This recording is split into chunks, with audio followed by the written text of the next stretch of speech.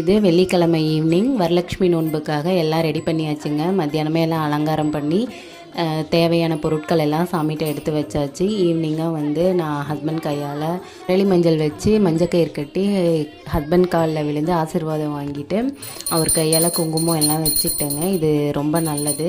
அதாவது இந்த வரலட்சுமி நோன்பு எதுக்காக இருக்கிறோன்னா, ஹஸ்பண்டோட ஆயுள் பலம் அதிகரிக்கிறதுக்காகவும் நம்ம சம்பாதிக்கக்கூடிய பணம் நல்ல முறையில் வரணும், அந்த பணம் வந்து சுபகாரியங்களுக்கு பயன்படுத்தணும் அப்படிங்கிறதுக்காக தான் இந்த வரலட்சுமி நோன்பு இருக்கிறோம். நான் நல்லபடியாக வரலட்சுமி நோன்பு முடிச்சாச்சுங்க. நான் கூப்பிட்ட மாதிரி எல்லாருமே வந்திருந்தாங்க. வந்து நாங்கள் அவங்க பெரியவங்க காலில் விழுந்து ஆசீர்வாதம் வாங்கி அவங்கள்ட்டையும் மஞ்சள் குங்குமம் வச்சாச்சு. எனக்கு இந்த வருஷம் ரொம்ப மனசுக்கு நிறைவாக இருந்தது. இந்த 3 வருஷத்தில் இந்த வருஷம் எனக்கு ரொம்ப நிறைவாக இருந்தது.